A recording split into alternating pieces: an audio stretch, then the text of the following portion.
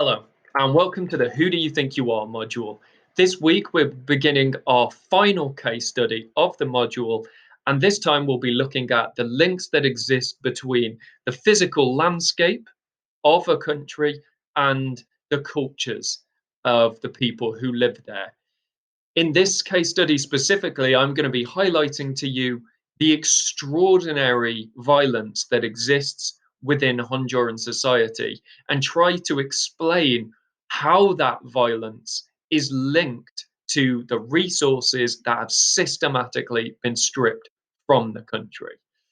You may not know much about Honduras. You may well have heard of it, but not know a lot about it. So I'm going to begin with the very basics. Let's start with, where is Honduras?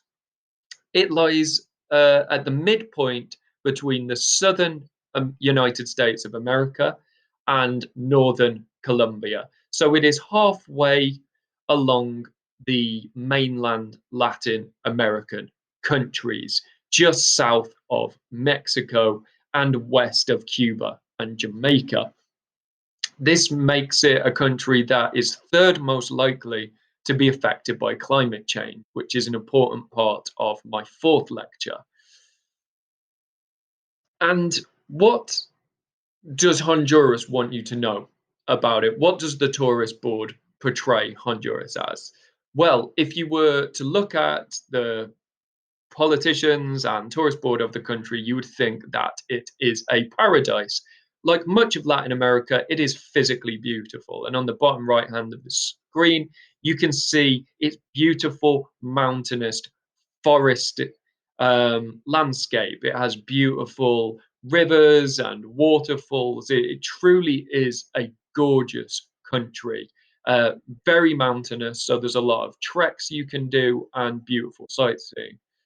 It is also known, if you look at the bottom left of your screen, for its beautiful scuba diving. Outside of the Great Barrier Reef, apparently this is some of the best scuba diving you can do in the world for the clarity of the water, for the wildlife you can see there, and the beauty of the corals. On the top right hand screen, you can see coffee beans. Honduras has some of the most well renowned, best tasting coffee in the world. And coffee makes up almost 12% of the entire country's GDP. It's an incredibly useful natural resource and will sell to various hipsters throughout Britain and Europe. But the top left is really going to be the focus of today's lecture, and one of the main reasons why you might go to Honduras. It has some of the best preserved Mayan ruins in Latin America. What you can see on the top left of your screen are the Copan ruins that exist in a beautiful jungle with amazing wildlife. And tourists and historians from around the world go there to see this phenomenal structure. However, despite these brilliant parts of the country, which most people would love to go and see, there is another side to the country. And even before COVID, the British Foreign Office's advice when traveling to Honduras is that you should not travel to Honduras. It advises going against there in anything but the most serious of situations. Why is that? The reason is because Honduras has some of the highest murder rates in the world. And in 2013, it had the highest murder rate in the world. So I've got the 2013 murder rates on this slide. Honduras is almost double, or was almost double, the second highest murder rate in the world. So this shows how many people per 100,000 people are murdered annually. So in Honduras, there were 90 people per 100,000 people in that year who were murdered. That is almost double Venezuela, which has 53.7 murders per 100,000. When you look at Colombia at the bottom of the screen, Honduras is 3 times as high as that. And just for context, Britain's murder rate per 100,000 is about 1. So in Honduras, in 2013, you were 90 times as likely to be murdered there. These rates are absolutely extraordinary. Um, However, in recent years, they have improved. Honduras's murder rate is now at about 45 per 100,000, which still places it as the third most dangerous country in the world. So, this is why the Foreign Office advises you not to go there. And despite a reduction in the murder rate, there are a number of issues that still exist. It is also important to point out that the statistics are hideously unreliable. The police of Honduras have openly killed a number of political opponents, a number of environmental activists, which is an important point that I'll talk about later in the module, as well as educated people, including teachers and university students. So when we look at the murder rates of Honduras, we are almost certainly looking at a best case scenario. Murder rates are often simply not recorded, and the police are not a reliable source of information. So, despite this supposed reduction in murder rates, although that is likely to be an exaggeration, the rates of femicide and gender based violence continue to spiral. Between 2005 and 2013 alone, femicide, which is defined as the murder of a woman because of her gender, increased by 263%. At its height, a woman was being murdered in Honduras every 10 or so hours. Again, this is probably a best case scenario because before 2013, a number of legal loopholes existed in Honduras that made it legal to traffic women for sex and labor, and femicide technically wasn't illegal. The Constitution stipulated that the murder of a man was illegal. And this really changes after 2013, after a series of high profile murders of women within the country.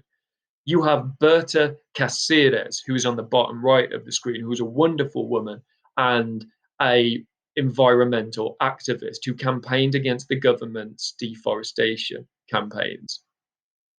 She was murdered because of her activism, and activists even in the country are murdered regularly.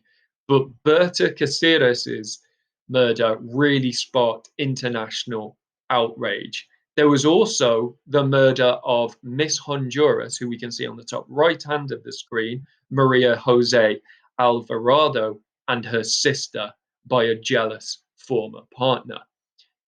And when these stories, as well as the kidnap of the brother of a Premiership footballer, when these stories came out, the international community realized about the legal loopholes that existed, and laws were amended to try and tackle this and the public image of Honduras, which has so often gone under the radar of the international community.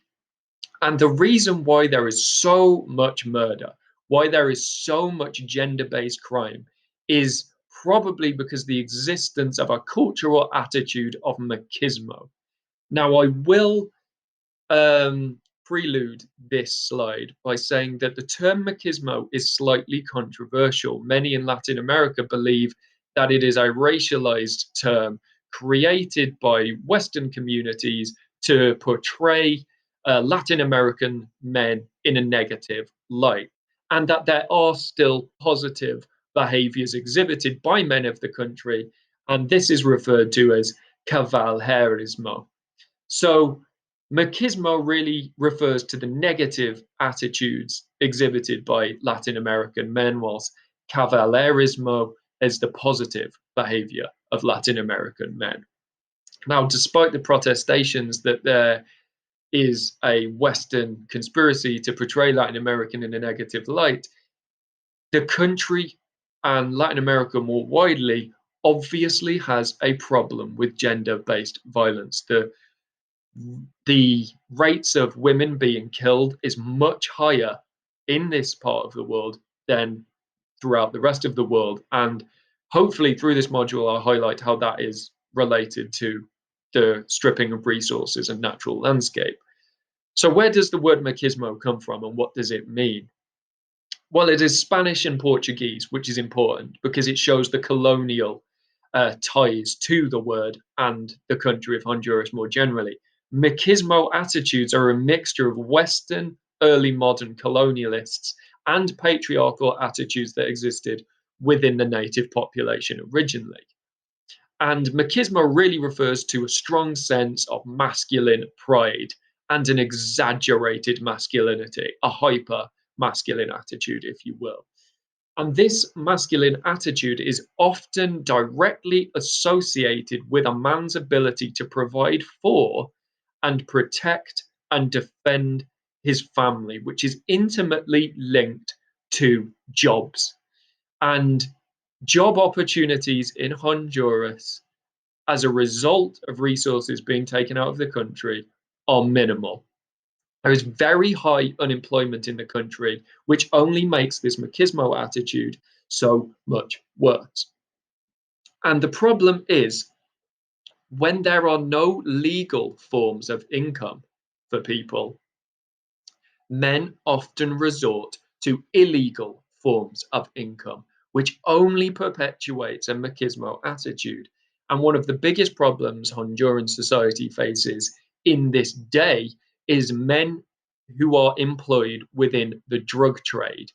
Honduras finds itself in the unfortunate position of being the midway point of the cocaine corridor between the producers of cocaine in Colombia and Venezuela and the purchasers of cocaine in North America. And in 2013 alone, which is where you really get this spike of violence, 80% of the world's cocaine is trafficked through Honduras, specifically where it is put on planes and boats and distributed throughout the rest of the world. And it is important to acknowledge that this drug trade is not a couple of individuals selling it on the street. It is a global organization. There are over 50,000 members of the MS-13 Maras Honduran gang who often fight with Barrio 18 and rival group for control of the trade. So there is almost a constant state of civil war to control the illegal products being transported through Honduras, and gang culture and gang violence plays a massive role in the spiraling murder rates. And the initiations into these gangs are often brutally violent to prove that you can cope with the rigors of being in a gang. And for women, being gang raped is often an initiation. So you can see how strong the gender-based violence is in this country. So how did Honduras reach this point of such extreme violence, even compared to global violence throughout the rest of the globe? To understand that, we have to go to the origins of the country. And the area that now is Honduras was initially part of the famous Maya civilization. So I've got on this slide what the Mayan civilization looked like between the 5th and 9th century, approximately.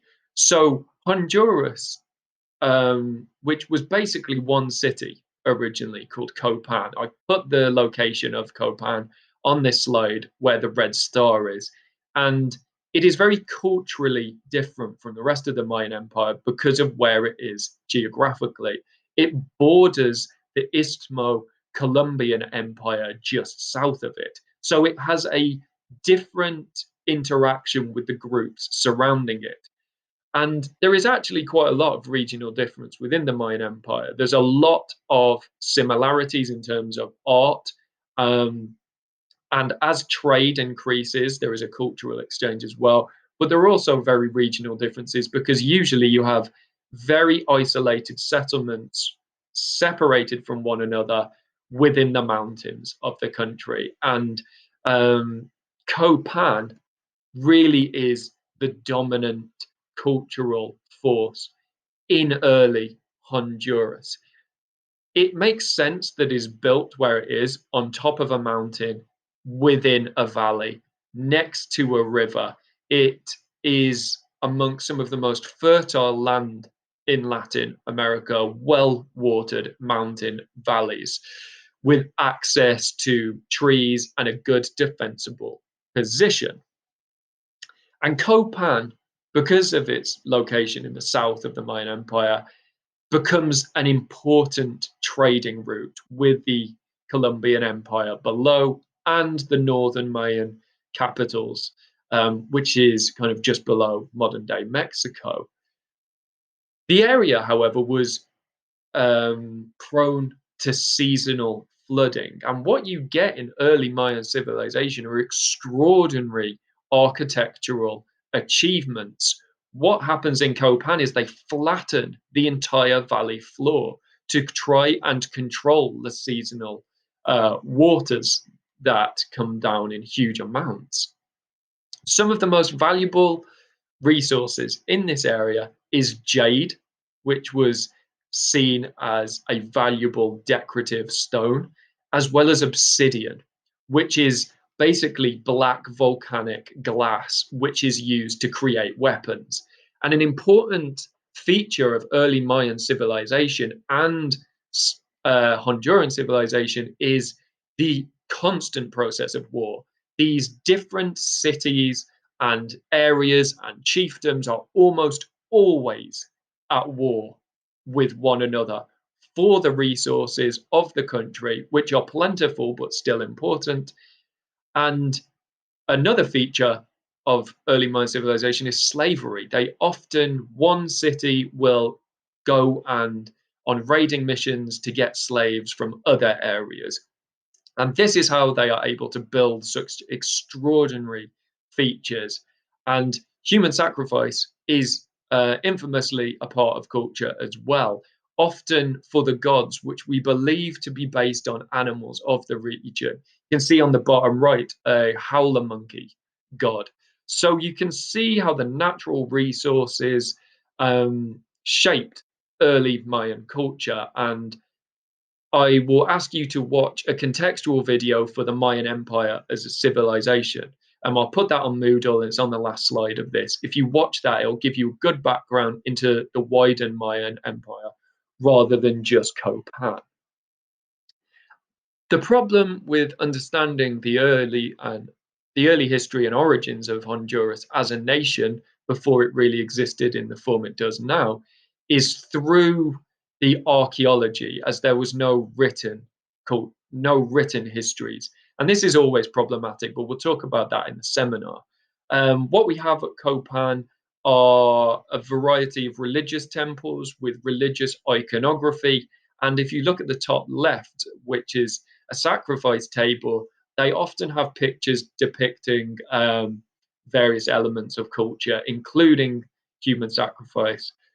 But on the bottom left, you have evidence of leisure activities as well. And there is a very unique ball game that we see in lots of different Mayan cities where you have to get a ball through a hoop with your hips. So we can start to picture what everyday life would have been in Copan.